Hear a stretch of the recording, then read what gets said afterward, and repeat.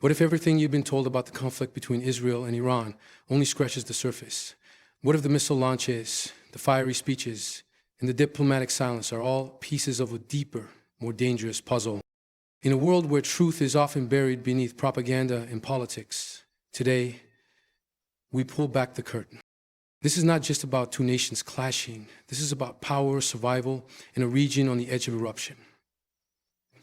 You're about to hear a story woven with hidden motives, unspoken alliances, and a daring strike that sent shockwaves across the globe. This isn't speculation, it's exposure. And what you'll discover in the next few minutes may forever change the way you view the balance of power in the Middle East. So sit tight, stay sharp, and don't blink, because every word in this speech brings you one step closer to the truth they don't want you to know. Let's begin. Israel's concern over Iran's nuclear ambitions has been a defining factor in the two nations' hostile relationship for decades. At the heart of the tension lies a deep-rooted strategic distrust. Israel views the possibility of a nuclear-armed Iran not as a distant geopolitical concern, but as an immediate existential threat. This fear is grounded in both Iran's rhetoric and its regional behavior. Iranian leaders have consistently expressed antagonism toward the state of Israel, questioning its legitimacy and supporting armed groups that seek its destruction. Against this backdrop, Israel interprets Iran's pursuit of nuclear technology as a red line that cannot be crossed. For years, Iran has maintained that its nuclear program is purely for civilian purposes, energy production, and medical research. However, Israel, along with several Western intelligence agencies, believes that Iran's nuclear infrastructure has a secret military dimension. The presence of underground enrichment facilities, high-grade centrifuges, and the concealment of certain sites from international inspectors have only added to these suspicions. Israeli leaders have warned that if Iran is allowed to enrich uranium to weapons-grade levels, it would be only a matter of time before it could produce a nuclear bomb. And once that capability is achieved, it would dramatically shift the balance of power in the region, giving Iran not just the deterrence, but influence over neighboring countries through fear and intimidation. This strategic calculus has pushed Israel to adopt the doctrine of preemptive defense. In the past, it struck nuclear facilities in Iraq, 1981, and Syria, 2007. Under similar reasoning, the attack on Iran follows the same logic. Prevent the perceived threat before it becomes unstoppable. Israel argues that diplomatic negotiations like the Iran nuclear deal, JCPOA, have failed to effectively curb Iran's ambitions, and that delays only give Iran more time to fortify its program and hide it deeper underground. Thus, from Israel's viewpoint, military action is not only justified, it is necessary. Such operations aim to degrade Iran's technical capability, set back its nuclear timeline, and send a message that Israel will not hesitate to act alone if it must.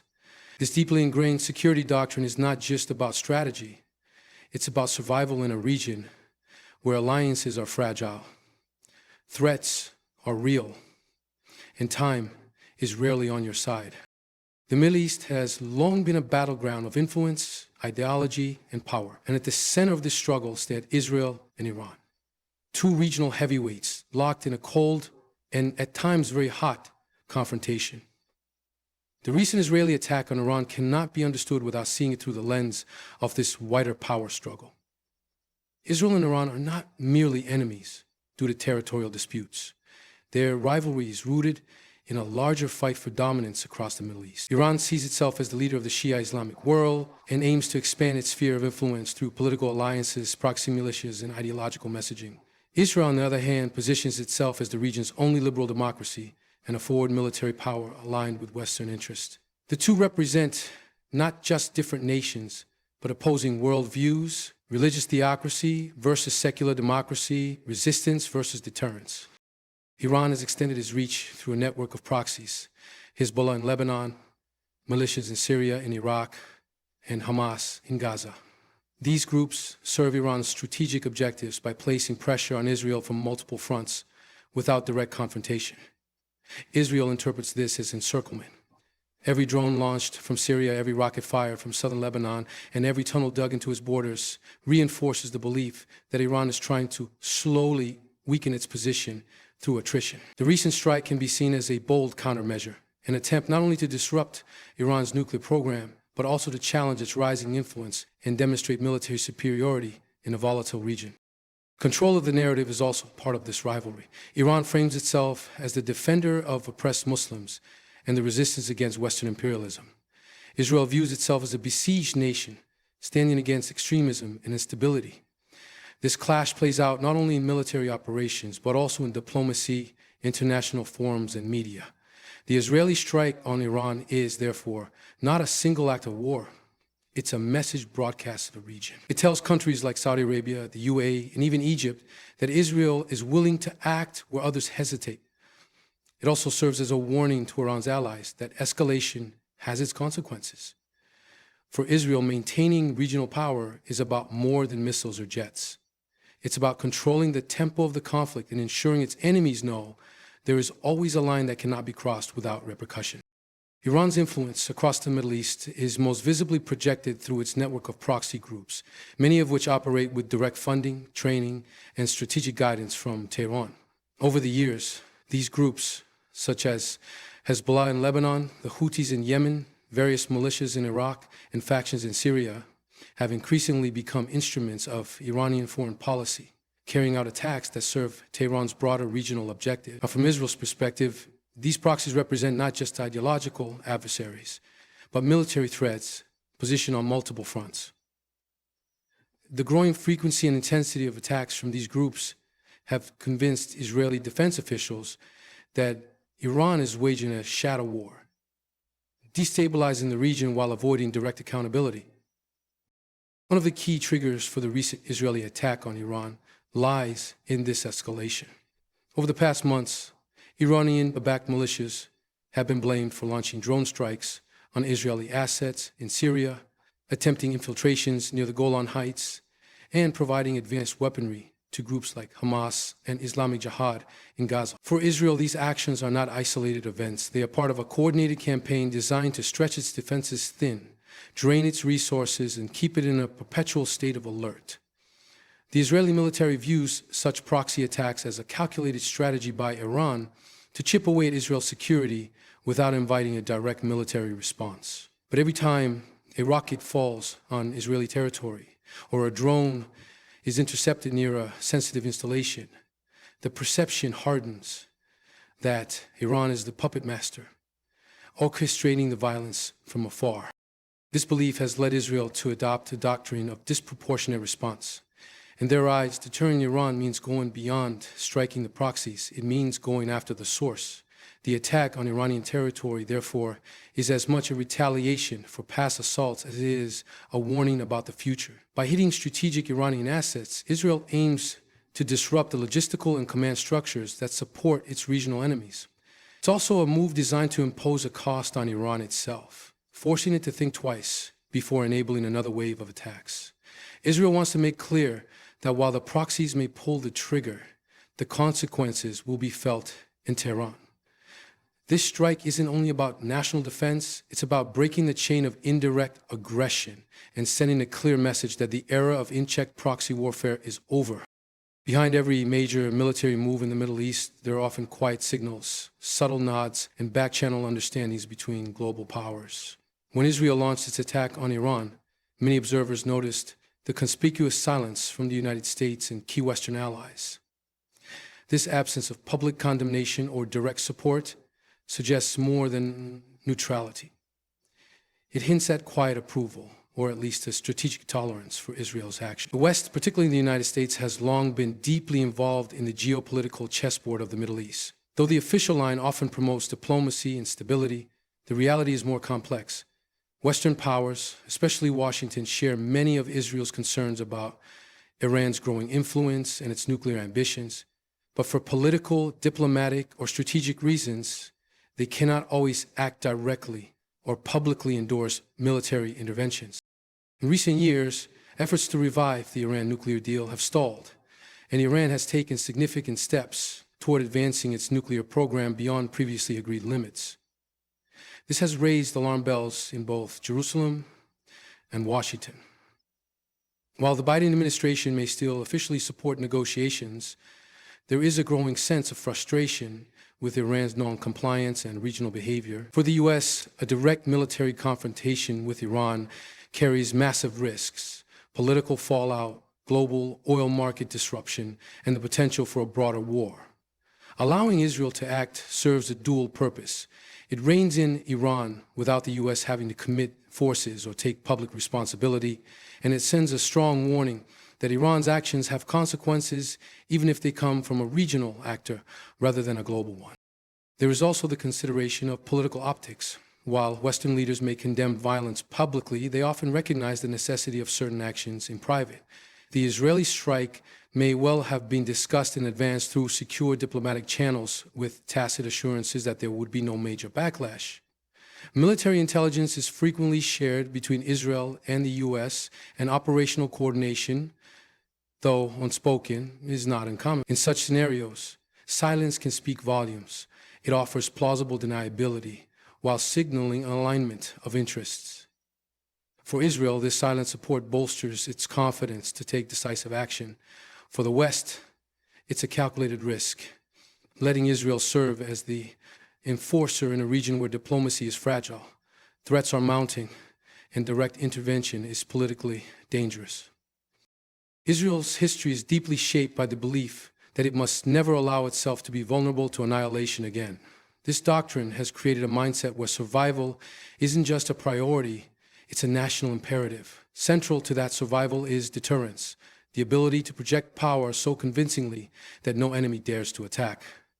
But deterrence isn't static. It requires consistent reinforcement, especially when surrounded by adversaries who test boundaries.